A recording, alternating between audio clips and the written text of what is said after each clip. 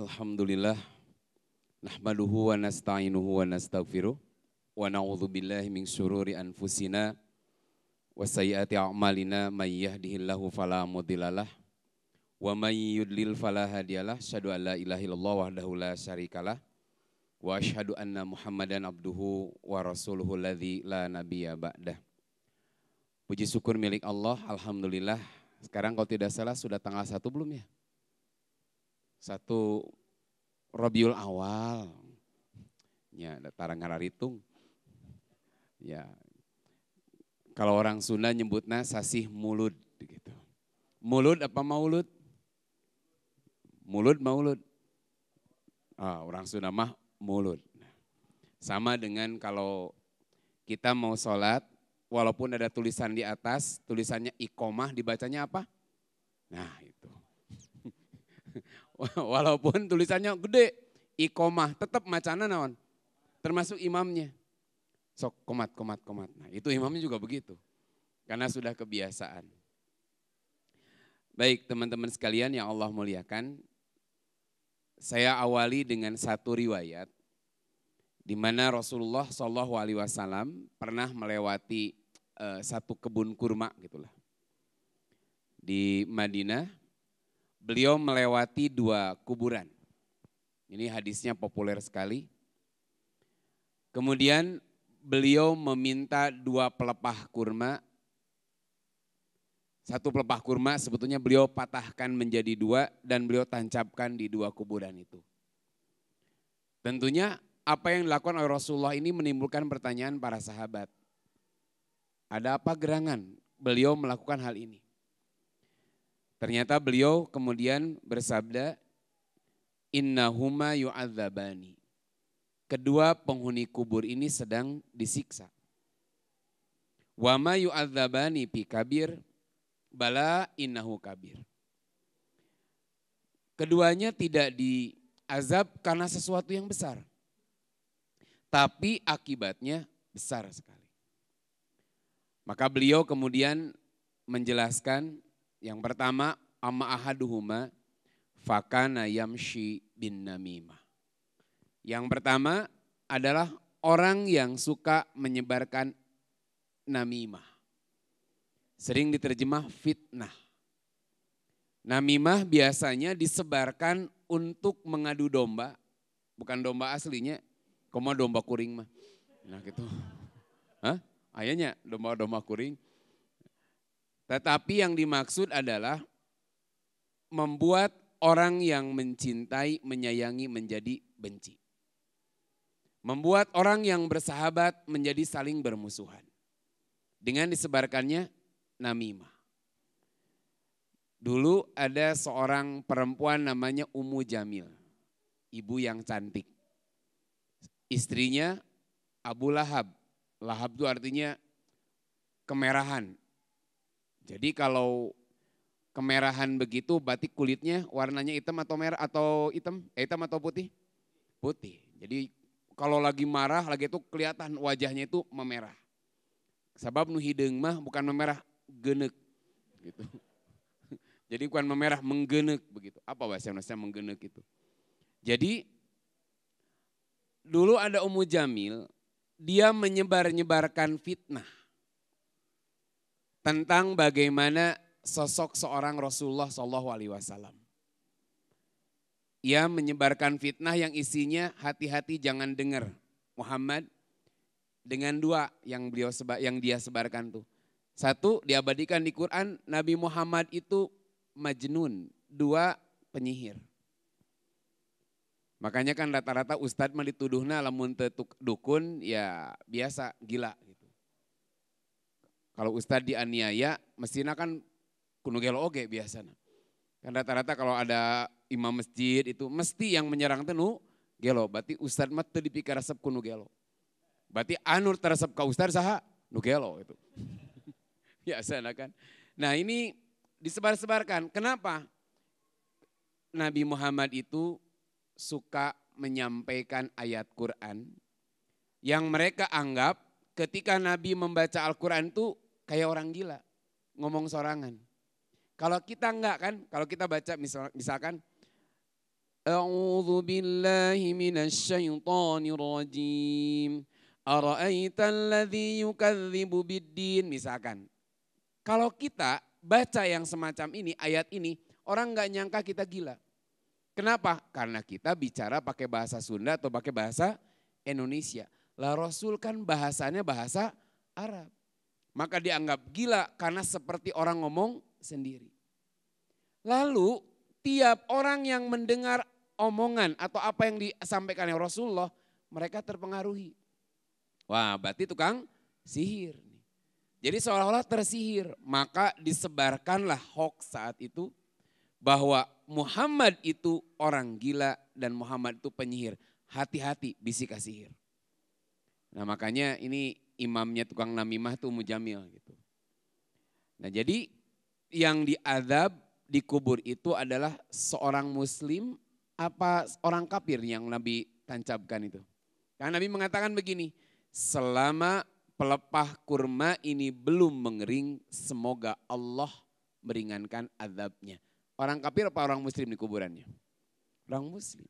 Makanya judulnya kita kadang baik, nah kadang sebar aib, nah eta. Berarti siapa? Kadang sholat tapi nyebar-nyebarkan aib, apalagi sekarang sudah deket ke 2024. Aduh, saya juga sampai diwanti-wanti, Ustadz hati-hati nanti. Apalagi khutbah Jum'ah atau pengajian lebih baik jamaah itu suruh doa masing-masing aja. Karena kalau Ustadz yang mendoakan, makmum suka, gitu itu bahaya. Ini bahaya, pagi live streaming, wah iya, sudah promosi duluan ini. Ini sudah kampanye duluan, jadi engkemak mending masing-masing doa teh. Kalau ada ulah, amin, bahaya itu. Wah iya, promosi gratis di masjid-masjid nan gitu, bahaya itu. Makanya sudah diharewasan, wayahna Jumat engkemah udah aja jamaahnya anjurkan berdoa masing-masing. Jadi geus aya ti ayeuna macam-macam. Nah, kembali tadi orang yang menyebarkan aib orang lain kan berbagai tujuan. Biasanya ketika dia tahu kekurangan seseorang. Kan aib itu kekurangan dirinya, bila diketahui orang banyak dia tidak suka. Kan gitu aib tuh. Baik aib itu terkait dengan fisiknya. Mohon maaf, kakinya itu kecil sebelah. Sehingga kemana-mana tuh pakai gamis itu. Satu saat dia pernah si gamisnya teh disingsatin. Emang disingsatin bahasa-bahasanya? Jarang-jarang kelihatan. Gening kakinya teh kecil sebelah. Ternyata di berita-berita, ece apa tuh? Gelis nama gelis, ternyata teh sukuna teh kecil letik sabelah. Akhirnya apa? Di berita-berita orang-orang tahu, eta si ece anu gelis letik sabelah sukuna. Sampai orang tahu si perempuan ini wajahnya cantik, kayaknya perfect. Pantesan jalannya tuh agak-agak kurang sempurna. Ternyata aku tak baru tahu loh. Dia ikut ke WC di rumah aku disingsatin. Disingsingkan beda. Disingsingkan mah diangkat etalah. Ya diangkat lah gitu. Diangkat gitu, orang Sunda enak disingsatkan, saya tik tuh. Nah karena kan basah tuh diangkat dikit, orang ngelihat, oh ternyata betisnya kecil sebelah. Karena satu aib itu bisa jadi tubuhnya. Pantesan dia kemana-mana pakai kaos kaki wae. Ternyata ketika dibuka itu kakinya mengalami disintegrasi antar suku. Romehen. Ya perpecahan suku gitu kan. Ya itulah agak keren, disintegrasi antar suku. Atau bisa jadi, kalau dulu di pesantren mah unik gitu. Kan biasa ya kalau di pesantren tuh baju tuh kadang-kadang ganti tuh 3 hari sekali celana tuh. Kenapa dah? Kan bajunya irit. Apalagi baju seragam itu kan. Itu baju seragamnya samingguan etak-kene. Akhirnya kalau orang pagi sholat itu suka kayak Allahu Akbar, gagarok gitu. Aduh gitu. Ternyata ada apa gerangan gitu. Rata-rata sama. Gagaronya di dekat selangkangan. Ternyata ketika ada orang yang kemudian anduk naragrag, orang baru tahu ternyata banyak titik-titik merah yang disebut. Itu teh kan kalau jamur teh enak kalau dimakannya. Tapi kalau jamur di kaki itu luar biasa. Aib kan? Tapi aib eta mah gampang, mencek urang mah olesin kalpanax aja. Insya Allah eta teh hapurna leungit, you know hapur? Itu mah gampang lah gitunya. Tapi kadang-kadang nu kitu ge jadi aib, malu orang tuh. Ketika terlihat aibnya, ternyata di balik tubuhnya yang kekar, bagus, ternyata pahana mah jamuran. Mending pas dibuka tina etana deket beulahana non jamuran. Nu paling parah apa?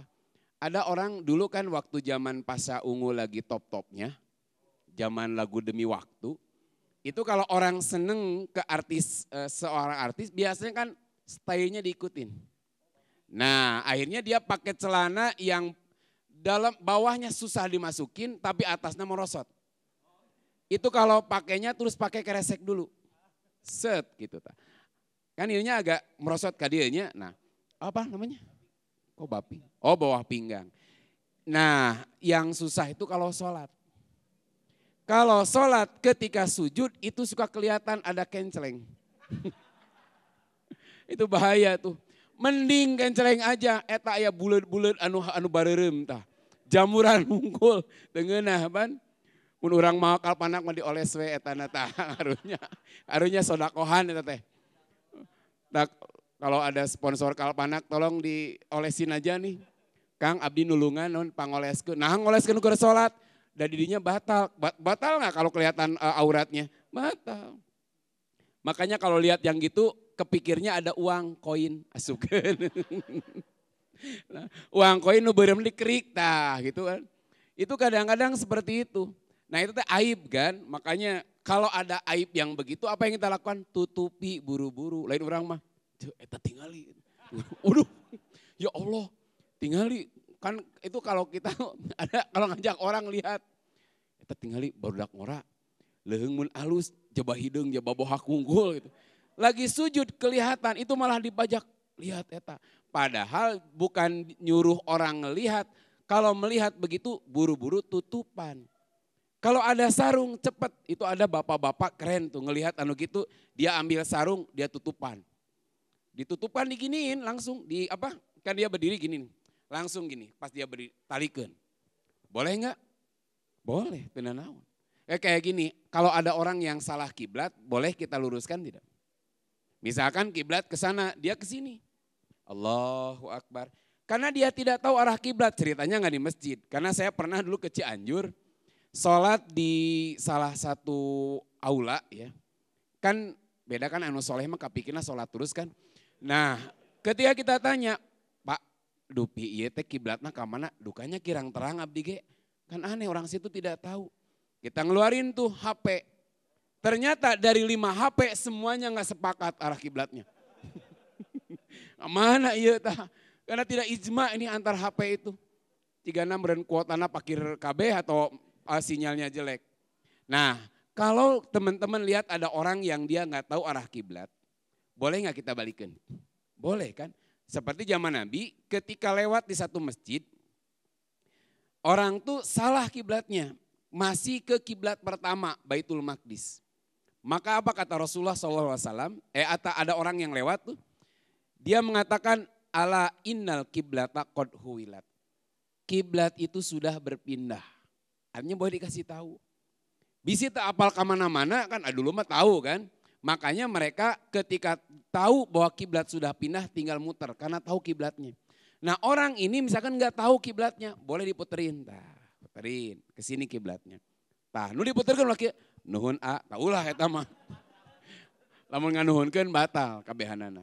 Baik, kaburu adan. Jadi kita lanjutkan nanti setelah sholat Isya baru sampai bab salah kiblat. Itu dulu ya. Di sesi pertama kita sudah bahas tentang bagaimana orang yang diazab oleh Allah dengan sesuatu yang ringan. Kan nyebarin aib itu ringan, apalagi sekarang mudah kan. Tinggal pakai jempol. Dulu harus berkata-kata menjelaskan, sekarang nggak perlu penjelasan, tinggal repost. Minimal berapa kata-kata kita sebarin, itu dengan beberapa ketikan saja sudah bisa cukup dosa. Makanya yang pertama, kenapa Nabi kemudian menancapkan pelepah kurma tadi? Semoga dengan ditancapkan pelepah kurma ini, selama belum kering mudah-mudahan Allah meringankan azabnya. Artinya ini bukan bab menancapkan yang jadi penting, tapi peringatan kepada para sahabat, hati-hati. Jangan sampai kita menjadi penyebar aib orang lain, keburukan orang lain yang menyebabkan orang yang asalnya cinta menjadi benci. Karena keburukannya diperlihatkan. Dua, kenapa diazab? Yang kedua itu karena la yastatiru min baulihi. Dia tidak bisa menjaga diri dari percikan air kencingnya. Dulu pernah kita bahas, itu biasanya laki-laki itu perempuan? Laki-laki. Karena laki-laki kan portable. Ya kan bisa di mana wae. Laki-laki mah bisa di mana saja. Kalau perempuan enggak kayaknya. Kalau laki-laki lebih luar biasa. Makanya kata Rasulullah SAW, tanazzahu minal bauli fa inna amata adzabil qabri minhu. Bersucilah kamu dari air kencing karena kebanyakan orang akan kena azab itu karena air kencing. Nah, tapi yang sesuai dengan bahasan kita ini untuk menunjukkan beratnya ketika orang mohon maaf sengaja menyebarkan aib orang lain. Tujuannya buat apa? Biasanya orang menyebarkan aib itu karena kebencian. Orang yang lagi posisinya bagus, terkenal, jabatannya bagus, atau misalkan lebih kaya dari dirinya, dia tahu nih kartu asnya di sini, dia tahu boroknya, maka dia sebarin supaya kenikmatan yang dia terima hilang. Jadi menyebarkan aib itu biasanya terdorong karena hasud, karena rasa iri. Nah, bahkan ada orang yang sengaja mencari-cari kesalahan orang lain. Harusnya dia tutupi, tapi emang sengaja dicari-cari. Makanya Allah berfirman di dalam surah An-Nur ayat 19. A'udzubillahi minasyaitonirrajim. Innal ladzina yuhibbuna an tasyi'al fahisatu fil ladzina amanu lahum adzabun alimun fid dunya wal akhirah. Innal ladzina yuhibbuna an tasyi'al fahisah. Orang-orang yang ingin agar berita perbuatan yang amat keji itu tersebar, tersiar di kalangan orang-orang yang beriman. Lahum adzabun alimun fid dunya wal akhirah. Bagi mereka azab yang sangat pedih baik di dunia dan di akhirat. Wallahu ya'lamu wa antum la ta'lamun. Allah itu maha tahu sedangkan kamu tidak tahu. Dan ingat bahwa innas sam'a wal basara wal fuada kullu ulaika kana anhu mas'ula. Setiap pendengaran, penglihatan, hati itu akan ditanyai oleh Allah. Makanya kalau kita pegang prinsip yang Nabi sampaikan, Rasul pernah menyampaikan begini, kulul muslim alal muslimi haramun. Seorang Islam atas Islam atau orang Islam terhadap orang Islam yang lain, muslim terhadap muslim yang lain itu haram. Haram untuk mengganggu 3 hal. 1, darahnya. Kalau mungkin bahasa mudahnya fisiknya. Jangan menyakiti fisik seorang muslim yang sampai mengeluarkan darah. Itu ada abdi mah nonjok kungkul. Demi keketihan itu sami intinya itu. 2, maluhu, hartanya jangan diganggu. Misalkan pinjam uang, haknya adalah dikembalikan tapi dia tidak mengembalikannya. Kan banyak orang-orang yang pinjam uang antara pinjam dengan minta tuh nggak jelas. Disebut pinjam tuh mayar, disebut minta akadnya pinjam. Makanya dengan ibu-ibu rudet debat bab arisan dari dulu tuh beres-beres. Saya bab arisan. Saya pernah katakan tuh yang rudet di bab arisan tuh apa? Akadnya. Tapi kata ibu-ibu apa? Ustadz apalah arti sebuah akad? Yang penting makan kita kesepakatan saja. Nyapan bu. Akad itu yang menentukan halal dan haram. Nikah sama zina bedanya apa? Akad. Itu kan? Kadang orang yang berzina atau orang yang mohon maaf menyewa merenya jasa gitu. Itu akadnya sewa menyewa. Kalau keisi sewa menyewa bukan? Bukan menyewa, meli. Ya nikah saja kan sama dengan mas kawin kita beli seumur hidup itu. Boleh nggak seorang perempuan ninggalin suaminya menikah dengan yang ini? Kan nggak boleh. Kan saya pernah sampaikan seorang perempuan, laki-laki beda dengan perempuan. Seorang perempuan kan boleh meninggalin suaminya. Jadi boleh nggak seorang laki-laki menikahi istri orang lain? Tidak boleh karena dia terikat. Tapi seorang perempuan boleh menikahi suami orang lain. Nah ngulang ya teh. Tong diteruskin ah. Ya kan beda, kalau menikahi istri orang lain boleh nggak? Haram. Kalau menikahi suami orang lain? Boleh. Asa diizinan, nyaeta lain kerek muteng. Baru ngerti. Nah jadi hati-hati. Nggak boleh mengganggu harta. Juga nggak boleh mengganggu irduhu, kehormatannya. Ketika orang tahu nih, orang ini memang dihormati orang tuh.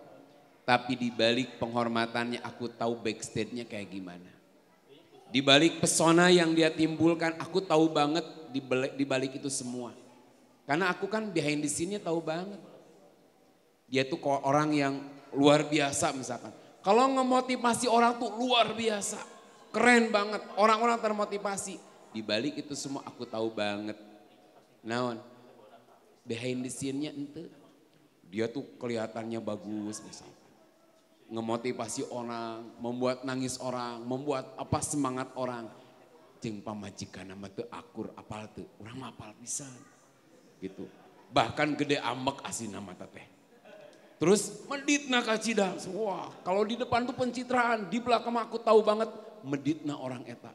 Satu saat lamun urang eta dikeluarkeun tak urang kartu asnya. Nah, itu kan dia tahu tuh aib orang yang misalkan seseorang yang bisa jadi public figure, bisa jadi orang itu luar biasa, dia tahu banget backstage-nya, behind the scene-nya seperti apa. Maka kalau dia bicara bisa jadi orang ini jatuh. Misalkan. Tapi sebagai seorang muslim, maka justru Rasulullah pernah menyampaikan, la yasturu abdun abdan fid dunya illa satarahullahu yaumal qiyamati. Tidaklah seseorang atau seorang hamba menutupi aib hamba yang lain di dunia kecuali Allah akan menutupi aibnya pada hari kiamat. Ada seorang ulama mengatakan maksud dari hadis ini Allah menutup seluruh maksiat dan aibnya dari menyebarkannya di dunia ini. Jadi kalau kita tahu aib orang lain, tahu kelemahan orang lain, ingat kita pun bukan manusia sempurna. Kan contoh ya, seorang pembicara, seorang motivator kan kelihatan sempurna di hadapan orang lain. Padahal sebetulnya dia pun punya titik lemah, punya aib, punya kekurangan. Kenapa? Karena manusia tuh gak ada yang sempurna. Makanya kalau teman-teman suka saya pernah sampaikan. Ini yang belum pada menikah, kan kemarin saya harus sampaikan ke Kang Dika sama Kang Topik. Kan kemarin saya pernah tanya gini kan. Sudah mulai bertengkar dengan istri belum? Udah pernah belum? Alhamdulillah. Gitu. Terima kasih atas kejujurannya. Jadi pernah kan bertengkar kan? Pernah. Pernah dibaudan ku istri? Wah, karena jujur gak apa-apa. Itu bumbu di rumah tangga gak masalah. Artinya pernah dicuekin, dijutekin. Biasanya kalau laki-laki tuh gampang move on. Apa-apa saya tuh bertengkar nih, bertengkar jam 8, jam 10 udah biasa aja. Tapi enggak dengan perempuan. Paling cepat 3 hari, paling lama 2 bulan. Tuh kata, paling ya 3 hari 4 hari lebih, kalau isi itu lebih lama. Gitu. Nah pelajarannya gini, saya pernah sampaikan orang yang belum menikah dan baru menikah matanya belum normal. Ini saya pernah sampaikan itu kan, matanya belum normal. Itu bahasa mudahnya, itu bahasa mudah saya. Lain artinya bahasa hakiki bukan. Kenapa disebut matanya belum normal? Garansi saya 1 bulan, 2 bulan pasca menikah matanya baru normal. Apa maksudnya? Dia mulai tahu ini loh istrimu yang aslinya. Ini loh suamimu yang aslinya. Buang anginnya di nada F crash atau G crash kita tidak tahu. Istrina misalkan kalau misalkan dia ternyata kita baru tahu geningan wajah nama cantik tapi lamun kerek tarik pisan misalkannya. Dia tahu banget kan, dulu tahu nggak? Enggak. Karena mohon maaf orang yang pacaran bertahun-tahun pengen mengenal, pengen tahu, pengen melihat kekurangan kelebihan nggak akan tahu tuh. Bagaimanapun lamanya berpacaran nggak akan sampai dia mengetahui segalanya yang dimiliki oleh pasangan. Makanya 8 tahun pacaran baru dia menikah, sebulan baru mulai ngeh. Ternyata di balik kesempurnaannya kurangnya tuh banyak banget. Makanya inilah pantas kalau dalam khutbah nikah Rasulullah itu senantiasa menyampaikan 3 ayat yang semuanya ada wasiat ketakwaan. Kenapa? Karena disinilah ujian terbesar dari seorang suami. Kenapa saya katakan suami? Karena besok ada kajian tentang layangan hampir putus, itu apa saya lupa tuh. Itu di Masjid Al-Ukhwah. Kalau ya ada yang mau, yang merasa layangannya mau putus, datang aja. Di Al-Ukhwah jam 10-an besok itu. Karena Allah ketika sudah sampai nih, 1 bulan, 2 bulan, mulai Allah tampakkan, nih loh kekurangan suamimu. Ini loh kekurangan istrimu. Nah disinilah Quran menegaskan bisa jadi engkau membenci sesuatu pada diri istrimu. Padahal sebetulnya Allah sudah menyiapkan sesuatu yang baik. Ingat ketika kita menemukan kekurangan pada istri kita. Yang menyebabkan kita kadang marah, kita nggak sreg, kita pun nggak jauh dari dia. Jadi kalau kita marah karena kekurangan istri, maka sebenarnya kita pun gak jauh berbeda. Hanya sekarang episode istrinya yang lagi buat nek kita. Satu saat kita yang buat nek istri. Artinya ketika kita melihat kekurangan istri, jangan hanya fokus kepada kekurangannya. Karena kita pun bukan manusia yang sempurna. Nah ini saya ambil contoh ini untuk supaya ketika kita melihat orang yang lain punya aib. Orang lain punya kekurangan. Ingat kita sendiri pun punya kekurangan yang mungkin lebih buruk dari apa yang dia miliki. Saya suka, Ustaz gimana komentarnya tentang ini aibnya gini. Saya tuh jarang mau berkomentar panjang tuh apa ya. Aku pun nggak lebih bagus kok dari dia gitu. Jadi saya ngomentarin aib seorang ustadz, seorang apa gitu ya. Saya tuh agak malas, kenapa? Karena saya pun nggak lebih bagus dari dia. Kalau orang menghormati kita, menghargai kita bukan karena kita memang terhormat. Bukan karena kita pantas untuk dimuliakan. Karena orang tidak tahu kekurangan kita.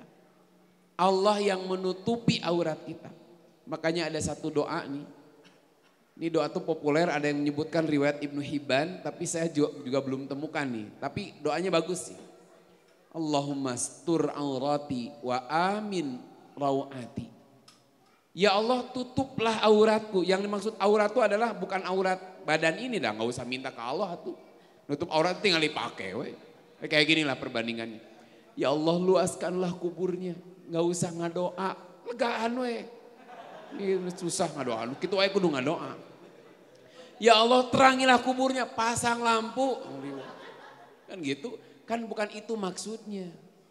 Karena kalau untuk begitu gak usah ngadoa, tinggal diikhtiaran. Kurang leganya.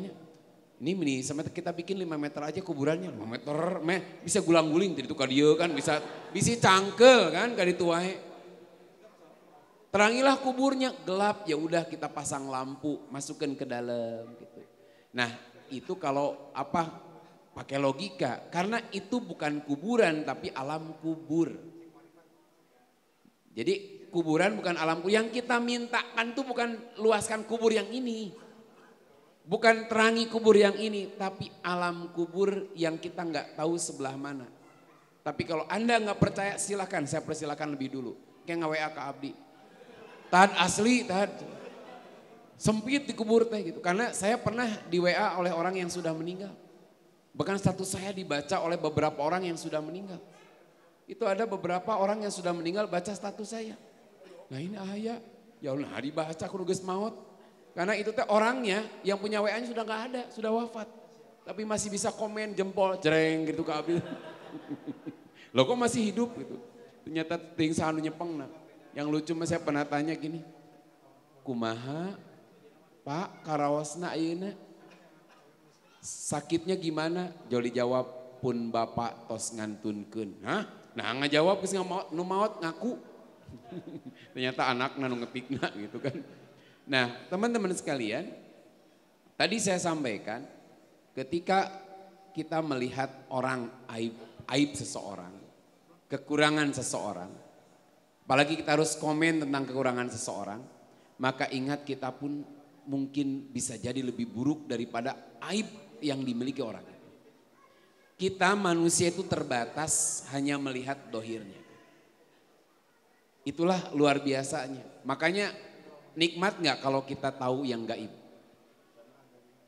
Seneng gak? Kalau Allah buka mata batin Anda bisa melihat yang gaib-gaib, seneng gak? Itu gak enak gitu. Aduh Gusti non di tiang eta tuh ayah nu molotot badannya hijau, kupingnya lebar. Sebelah situ ayah nu rambutnya panjang, gamisnya sari tapi tonggongnya bolong. Misalkannya itu ya kan pakai gamis panjang kan? Kuntilanak mas sari, nama kakinya gak kelihatan. Kakinya nggak kelihatan, cuman belum berkerudung nanti tos hijrah mah di tiungan ngerasa. Kalau sudah hijrah mah tiungnya eta tonggong tong sina bolong gitu, tutupan. Kan ditutupnya selama ini pakai rambut, nanti mas sina pakai kerudung yang agak panjang kan dia udah kerudungnya udah sari. Gamisnya udah sari. Itu kan nggak ngebentuk kan? Lihat kuntilanak bajuna, kostumnya, itu membentuk tubuh nggak? Tidak, rata-rata apa? Longgar. Kakinya kelihatan nggak? Nggak, karena kalau nggak kelihatan kakinya itu bukan kuntilanak. Itu tertutup kan, tinggal pakai hijab aja, pakai kerudung aja, udah sempurna lah. Gitu. Jadi mengajung jurigan itu pati sieun. Nah eta mah halu nu kitu mah nya. Jadi kalau orang dibukakan pintu kegaib itu bukan kenikmatan. Tahu nggak? Enak nggak kalau kita bisa menerka kejadian di masa yang akan datang? Apalagi nasib kita sendiri kan nggak enak banget. Aduh, aku akan nikah jeung si eta, ya pada abdi tersepisan. Tapi kita bakal takdirnya seperti itu tuh nggak enak. Makanya Allah buat gaib itu adalah kenikmatan bagi kita. Sok aja, bisa nggak orang tembus pandang melihat isi perut orang lain? Pas dibuka kacamata, waduh Gusti, nah, jika Superman itunya dibuka kacamata gitu. Anehnya itu kita dibodohin bertahun-tahun. Superman masa ke tembok bisa tembus kacamata kok enggak? Sehingga harus melihatnya di kigeun lata. Nah itu kita dibodohin kan? Sok rata-rata dari zaman film Superboy, Superman, kalau dia mau tembus pandang, kacamatanya mesti dibuka heula. Kan kita dibodohin banget kan? Masa ke tembok tembus ke kacamata? Enggak. Aneh dikieukeun heula ka luhur. Orang tubuh kita nih, mohon maaf ya, apa yang kita makan ke sini, orang bisa enak tuh kalau tertutup. Coba semua badannya transparan, terus botram barengan. Uduh, Gusti geuleuh pisan pan. Nah itu contohnya betapa ketika mohon maaf ya aib kita tidak terlihat oleh orang lain tuh itu kenikmatan. Orang tuh terbatas pengetahuannya. Makanya satu kenikmatan tadi saya sampaikan kalau orang menghormati kita, memuliakan kita, menghargai kita bukan karena kita memang mulia. Tapi Allah yang menutupi kekurangan kita. Karena Allah buat mereka tidak tahu sebetulnya siapa kita tuh seperti apa siapa kita. Jadi orang nggak tahu siapa sebenarnya diri kita karena Allah tutup. Bayangkan kalau orang tahu segala aib kita. Di kelas pernah mencret dan busiat misalkan. Terus pernah niron, pernah orang tahu segala kekurangan kita dan Allah tutup Allah nggak tutup itu nggak enak. Makanya ketika kita punya kekurangan, punya aib, lalu orang-orang nggak tahu, perlu cerita nggak? Buat apa? Karena ada satu hadis ya, Rasulullah SAW pernah bersabda gini, kullu ummati mu'apan ilal mujahirin. Seluruh umatku akan diampuni kecuali orang-orang yang suka melakukan maksiat Mujahirin itu secara terang-terangan.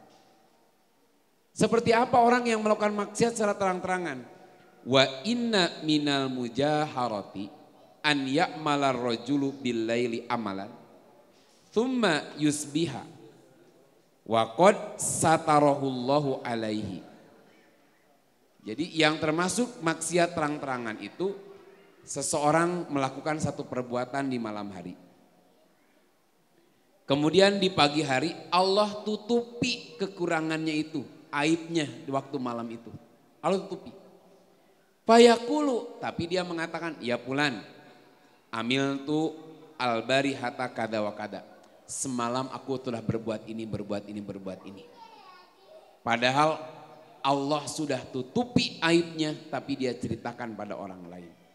Maka orang semacam ini termasuk kriteria melakukan maksiat terang-terangan. Wa qad bata yastaruhu rabbuhu wa yusbihu yaksifu sitrallahi alai anhu. Padahal ketika dia malam, Allah sudah tutupi kekurangannya, aibnya. Tapi ketika pagi hari dia membuka tabir yang sudah Allah tutupkan pada aib-aibnya. Jadi jangankan membongkar aib orang lain. Jangankan menyebarkan aib orang lain. Apalagi meneliti aib orang lain. Aib kita sendiri kita nggak boleh ceritakan apalagi disebarkan kepada orang lain. Konyol kan aib masalah. Ini cerita aib diri kita sendiri nggak boleh. Gitu. Jadi jangankan membongkar, melihat, mencari-cari kesalahan orang lain. Aib diri kita itu juga tidak boleh diceritakan. Nah tapi ada pengecualian. Aib diri boleh diceritakan kalau memang dibutuhkan. Bisa jadi mohon maaf misalkan untuk menjadi pelajaran bagi yang lain. Atau bisa jadi kan kalau tukang dagang ceritain kelebihan atau kekurangan. Kelebihan dan kekurangannya. Yang melamar biasanya suka disebutin kelebihan apa kekurangannya? Kelebihan bener tuh. Pak, saya mau antar, saya mau menyampaikan keinginan anak saya. Anak saya itu cek urang Sunda mah, kata rajang pirus cinta, kapentrang panah asmara. Berem kadeuleu bentak karasa peuting ka impi-impi. Lamun lapar hayang dahar, lamun tunduh hayang sare, tak kitu. Jadi eta normal ya. Jadi dia sudah jatuh cinta banget. Supaya diketahui anak saya itu baru selesai S3. Kerjanya di satu perusahaan cuman 120 juta per bulan. Mobilnya baru punya satu, Mini Cooper. Ya cukuplah untuk berdua. Rumahnya baru ngambil di Agung Sedayu. Baru satu. Tapi kontrakan ada 2. Terus dia tuh penyayang banget orangnya tuh. Terus tahajudnya tuh luar biasa. Seminggu bisa 9 kali dia. Dan alhamdulillah qadarullah ya. Saya punya anak soleh banget. Dia sekarang hafalannya udah 36 juz. Nah justru kan kalau ngelamar jarang begitu. Kalau melamar biasa kalau orang Sunda tuh enak. Bapak sim kuring bade ngajajak pun anak mun ujuk uninga pun anak teh masih keneh sung ku ilmu estuning sepi ku pangarti oge atah dina pangalaman oge tacan aya pangabisa. Itu susah bahasa Indonesianya, susah ditranslate bahasa Indonesia susah. Jadi nanti ada translate yang langsung itu susah bahasa Indonesianya. Tapi insya Allah gaduh tekad tur tawakal ke Allah Subhanahu wa taala. Mugia tekad tur tawakalna tiasa katampi tinekanan sareng kahoyong bapak sareng ibu. Tekad nu mulia pun anak tiasa ditampi ku tuang putra. Janten suami istri. Mung unjuk uninga niat mah sageung gunung tapi apa daya tangan tak sampai tak itu dina Sunda enak. Artinya disebutkan apa? Kekurangannya. Anak saya itu masih kurang ilmunya, masih sedikit pengalamannya, belum bisa apa-apa. Tapi insya Allah punya tekad dan kekuatan untuk membina rumah tangga berdasarkan sunnah Rasul. Mudah-mudahan niat tulus anak saya ini bisa diterima. Ketika diterima juga begini, adik nggak akan menyesal nikah sama anak saya. Anak saya itu memang cantik sih, baru selesai S2. Tahajudnya memang bagus, cuman ada kekurangannya juga. Apa? Dia belum bisa masak. Masak air saja gosong. Dia nggak bisa setrika. Setrika daleman aja rusak. Dia jarang bersih-bersih rumah. Bahkan luar biasanya dia itu pengeluarannya lebih banyak. Kenapa? Untuk perawatan muka aja saya udah habis 2 juta per bulan. Ada yang mau menerima kekurangan anak saya? Insya Allah Pak, sekarang itu gak ribet dengan istri gak bisa masak. Karena HP saya sudah mencukupi. Tinggal dikeluarkan, mamah mau menu apa? Urusan nyese, nyuci gak ribet. Ada tulisan di pinggir jalan, jangan tengok ke kiri. Jadikan istrimu sebagai ratu. Tenang, aku terima walaupun istri saya nanti gak bisa nyuci. Ada tulisan itu saya kasihin ke situ saja. Adapun tadi perawatannya insya Allah saya lebihin nanti. Saya nggak mau istri saya dititipin sama bapak perawatannya terbaik. Body biola tapi sajak nikah dengan saya jadi body bas betot. Kan nggak banget. Saya insya Allah terima tuh kan. Artinya tahu kekurangan, artinya dia udah siap nih kekurangannya. Kalau kelebihannya bisa jong kayak. Sanas dilebihkan. Nah, Rasul pernah kayak gitu. Ketika ada 2 orang mau mengkhitbah, kata Rasul tuh, nih kalau orang ini dia itu nggak pernah ada di rumah dan penghasilannya dikit, kamu mau sama dia. Kalau dia orangnya temperamental, mau sama dia. Artinya aib ini diceritakan bukan semata-mata menikmati menyebarkan aib. Tapi untuk supaya dia nggak salah memilih. Kan kita dagang kalau jualan barang second juga begitu, makanya ada khiyar. Khiyar itu kebebasan untuk memilih antara melanjutkan transaksi atau tidak. Sama dengan kita mau melamar istri juga sama.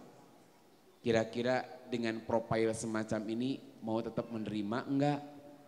Punten, dengan segala ketulusan hati, insya Allah saya akan menerima calon yang lain.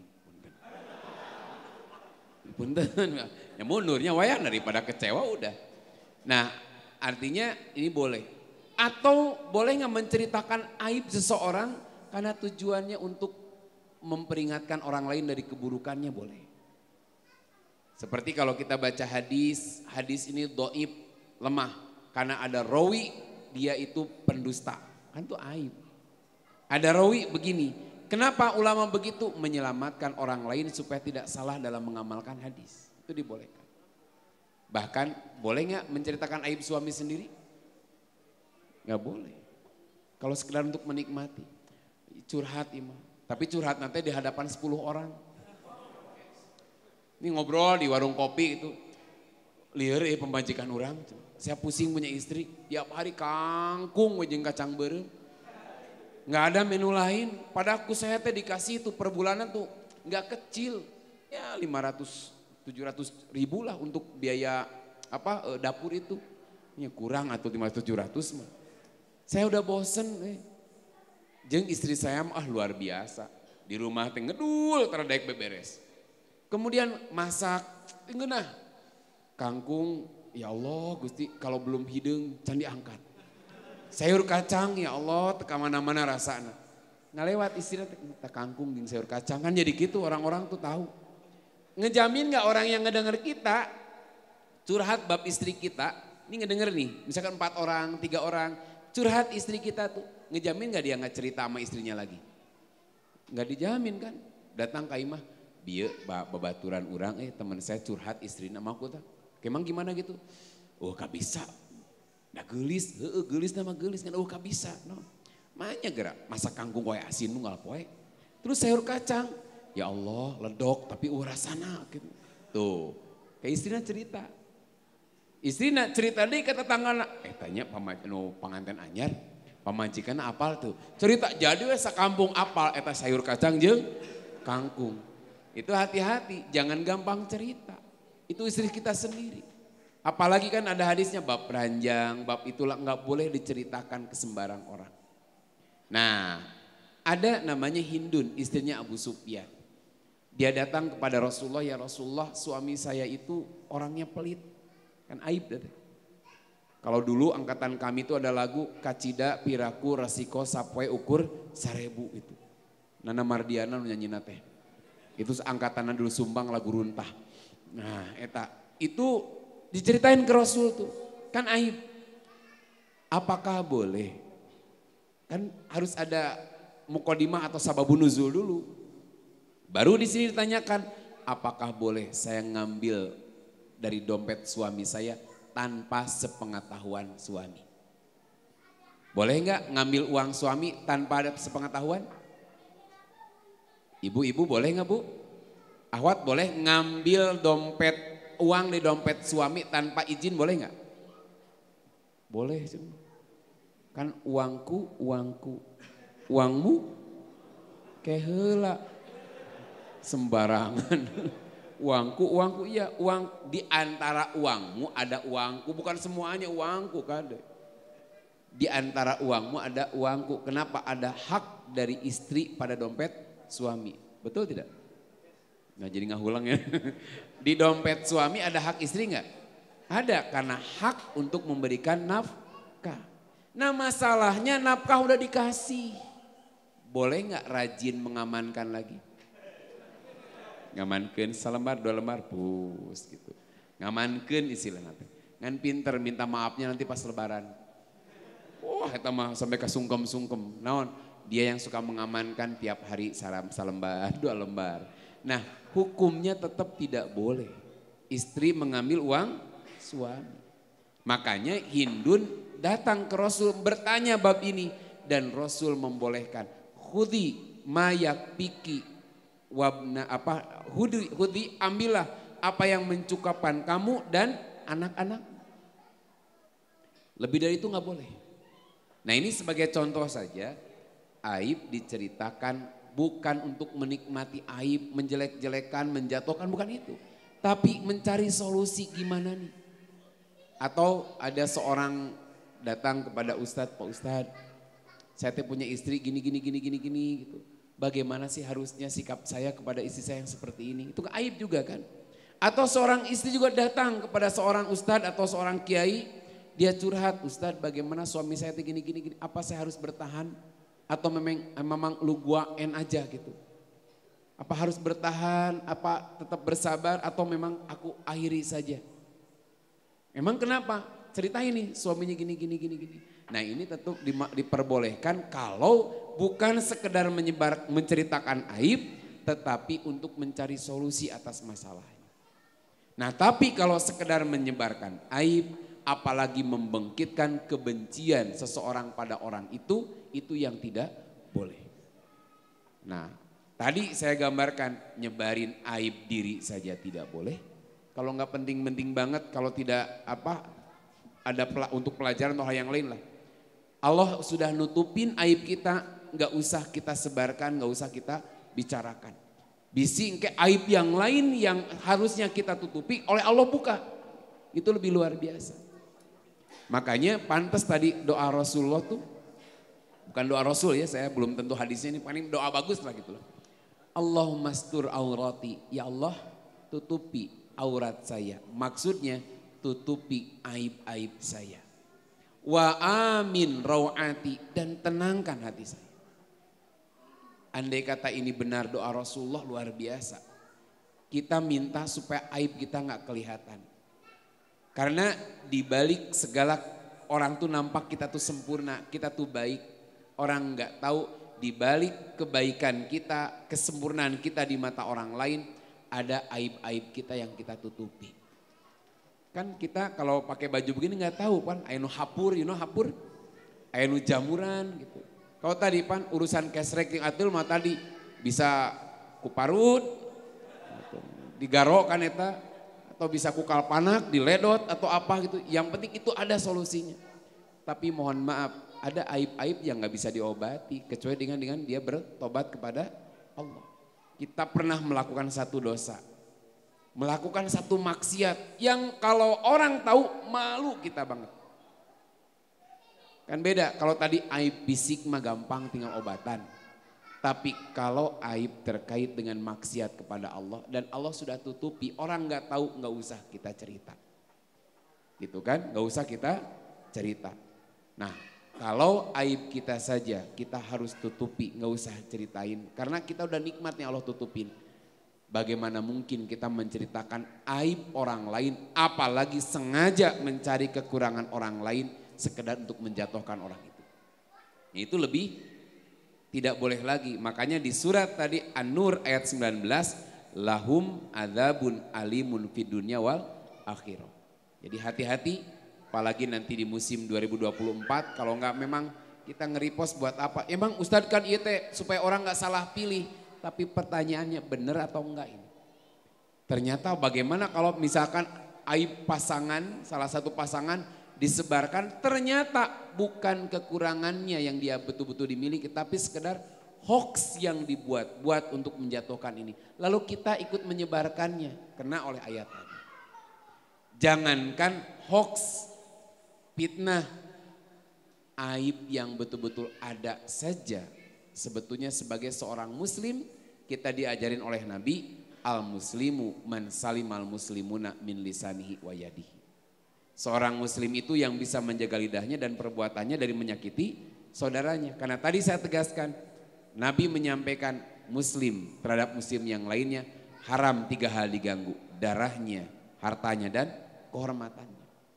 Maka jangan sibuk dengan mengurusi aib-aib orang lain. Tapi sibuklah dengan aib sendiri dengan cara kita bertobat kepada Allah, meminta kepada Allah supaya Allah tutupi aib-aib kita. Begitu barangkali sudah jam 9:30 kurang. Kalau ada yang mau disampaikan ditanyakan, ada Kang Dika yang siap menjawab. Begitu. Ya boleh, kalau ada yang mau ditanyakan mangga kaitan ini atau di luar bahasan kita ada MC yang siap membantu menjawab. Ya ada, kalau tidak ada alhamdulillah ya. Metere beres. Da Tedungguan Persib deh kan geus beres Persib dia. Gitu. Rada cerah hari menang mah. Cik. Ya. Teman-teman ada yang mau ditanyakan? Ustadz ada? Yang mana dulu Ustadz? Ya memang ada yang belah mana? Ada teteh ada di belakang. Oke, yang ini aja dulu ya. Silakan. Ini pertanyaannya sangat menarik sekali. Belum. Assalamualaikum warahmatullahi wabarakatuh. Waalaikumsalam. Siapa namanya? Nama Neza Aldi. Hah? Neza Aldi.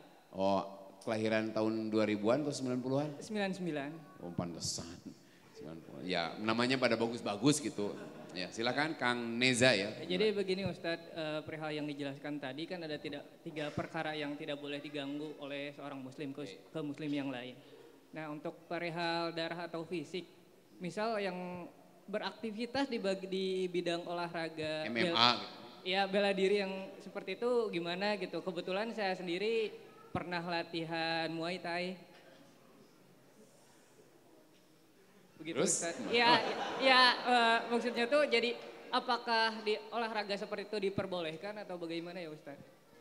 Makanya zaman Nabi mah dulu bukan adu pukul tapi gulat. Ya, gulat mah gak nyampe keluar darah. Pak bau-bau kelek weh. Set, wah langsung mulek pingsan kan. Mulek bauna.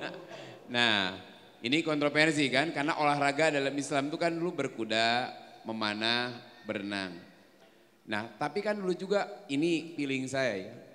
Gak mungkin prajurit orang berjihad gak berlatih dulu. Banyak kayak perang rek paciwit-ciwit. Pausap-usap, gulat kan enggak. Yang akan kita hadapi itu adalah musuh yang punya disiplin bela diri yang mungkin berbeda-beda. Maka kalau pendapat saya ya, selama dalam wacana berlatih, kan mukul harus betulan atau menyak rek nenggel. Asieun terluka. Artinya memang adu pukul karena memang untuk berlatih. Makanya kalau orang berlatih bela diri itu lempeng ke niatnya mau kemana nih arah. Karena Islam butuhkan kata saya pernah sampaikan al-mu'minul qawiyyu, seorang mukmin yang kuat itu lebih Allah sukai dari mukmin yang lemah. Jadi kalau di sini Kang Neza ikut Muay Thai, lain Muang Thai ya kade. Muay Thai bacana kade ulah. muang tai masih gitu. Emang tulisannya gitu kan ya? Muang tai, tong salah eta. Jadi luruskan niat. Karena bagi kita orang muslim itu hayatuna kuluha ibadah. Semuanya harus jadi ibadah. Jadi tukang sep, kan sep itu biasa laki-laki kan, kalau perempuan kan neng. Nah laki-laki itu, sep itu laki-laki kan. Mau jadi sep, mau jadi tukang dokter, tukang terapi, mau jadi tadi kan muang tai. Ini muaranya kemana? Ya, muang tai. Harus bacanya hade, udah saulah di jeda. Siga make bin, bapana atang, tadi jeda itu nggak enak macana. Ya gitu, harus pakai bin ngareng heula gitu kan. Nah kita belajar bela diri itu, kalau orang Islam tujuannya jelas. Karena kita membela diri kan boleh. Contoh ya, dulu pengusiran Yahudi Bani Koinuko, kalau tidak salah ya, dari Madinah. Gara-gara apa? Ada seorang perempuan yang kerudungnya di talian, di hirian kan. Ketika dia berdiri terbuka, marah orang muslim, didodet anu ngaheureunana. Wah gitu kan, kebayang pan kalau ngabilung ngadek-dek gitu. Kan dia harus membela kehormatan kaum muslimin. Akhirnya dia dikeroyok juga orang-orang Yahudi dan akhirnya meninggal.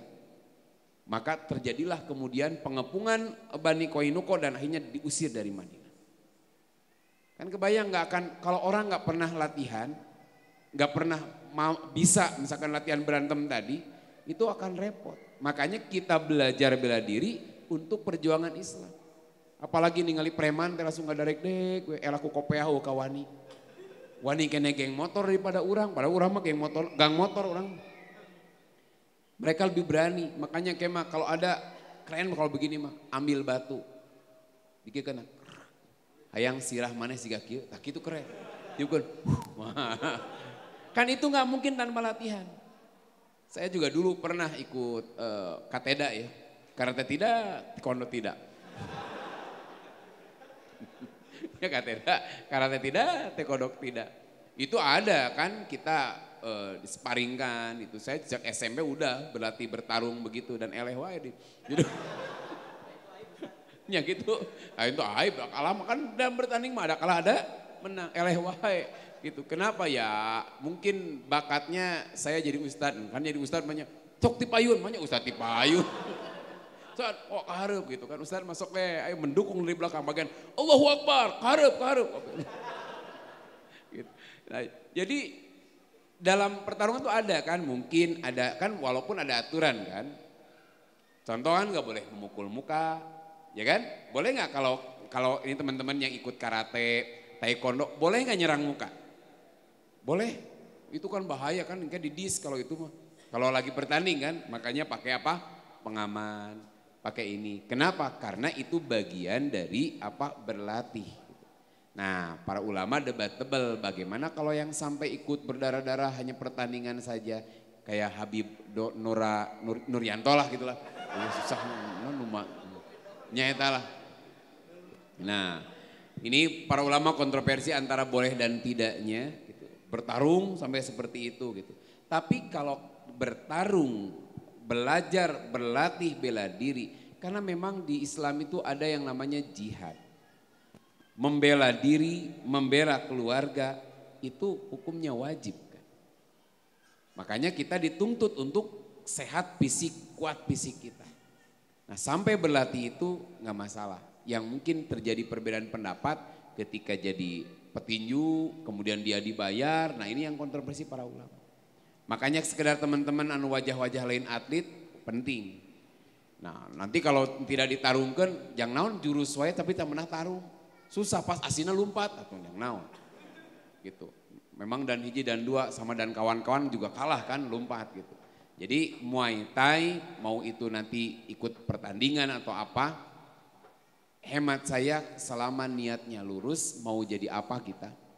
Apakah kita mau jadi apa niat kita lurus, kita ini mempersiapkan karena Allah mencintai seorang mukmin yang kuat dan dia berlatih itu untuk membela Islam ke depan. Dan membela ini butuh berlatih. Rasul ada orang-orang yang berlatih pedang dalam masjid, tombak kalau tidak salah ya, berlatih tombak dalam masjid. Mungkin terluka nggak? Bisa jadi. Kakoet, kacolok seetik yang namanya berlatih kan. Namanya berlatih, peletak, peletak, ngomong gitu. Pasti kan pakai tenaga. Kenapa? Seperti realnya. Itu di masjid malah. Terdengar suaranya, Aisyah lihat, Nabi ditutupan kan. Karena ada orang Habsi yang lagi berlatih tombak. Nah makanya selama tadi niatnya lurus silahkan. Tapi terkait dengan adu pukul apalagi sampai mohon maaf, kan gak sedikit yang tewas. Gak sedikit juga yang sampai cacat seumur hidup, nah ini yang dilarang. Sebagian ulama sampai memandorotkan dirinya, pada itu ngebela naon, adu itu. Ya kan? Tapi sekali kita berlatih gitunya, katonyok-tonyok seetik mati nanong itu insiden kan. Tapi kalau dalam bertarung asim kan bukan insiden, mengahaja yang nenggel batu. Gitu kan. Tapi kalau kita berlatih memang seperti itu silahkan. Gitu. Makanya untuk kalau pertandingan yang sampai kejuaraan ini, berat ini, sampai ini tergantung nanti niat kita mau apa. Saya termasuk tadi yang berhati-hati. Kan kalau di pertandingan resmi maka ada aturan kan. Kalau dia sampai kena kepala, berdarah, pingsan, ya kemarin yang kontroversi itu pesilat, pingsan dihitung heula. Kan dihitung heula sampai ke gerakan dulu padahal geus pingsan eta.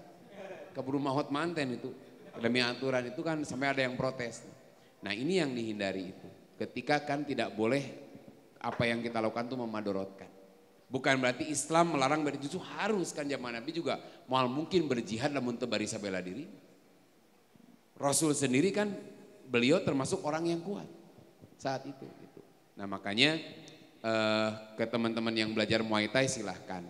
Hanya saya anjurkan Allah tong jadi siapa atlet anu Muay Thai anu jago teh? Rotang ya. Rotang itu muslim juga ya. Kedah gitulah gitu. Kita mah lebih baik ya. Memang yang disarankan sebagai bela diri untuk kelak membela agama kita harus kita belajar. Apalagi laki-laki. Bisa anu ngaganggu istrina, ngaganggu anakna ulah mamah kahareup. Bapana turun, enggak banget gitu. Kita yang ke depan dan harus berani. Gitu. Nah, itulah. Jadi terkait kalau nanti bab bayaran situ memang ada ulama yang tidak menyetujui. Bab etamah. Gitu. Siap. Semoga terjawab ya Kang Najah.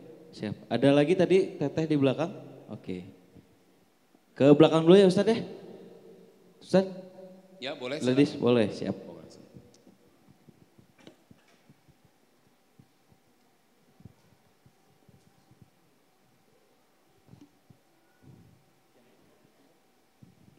Ya Alhamdulillah luar biasa pertanyaannya. Bismillahirrahmanirrahim. Assalamualaikum warahmatullahi wabarakatuh. Izin bertanya Ustadz, ketika kita sudah menikah, apakah? Ketika kita sudah menikah, oh ya. Kitanya siapa ini? Bukan dengan saya ya. Konteksnya siapa aja gitu. Oh iya siapa aja. Nah kita tuh harus jujur nggak sih kepada suami kita bahwa kita teh punya masa lalu yang nggak baik gitu. Gitu Ustadz. Walaupun itu teh aib kita yang hanya kita yang tahu, keluarga juga tidak tahu atau orang terdekat kita juga tidak tahu, hanya kita sama Allah yang tahu gitu. Apakah kita suami kita tuh harus berhak tahu gak aib tersebut gitu. Ustadz. Ya. Misal ya.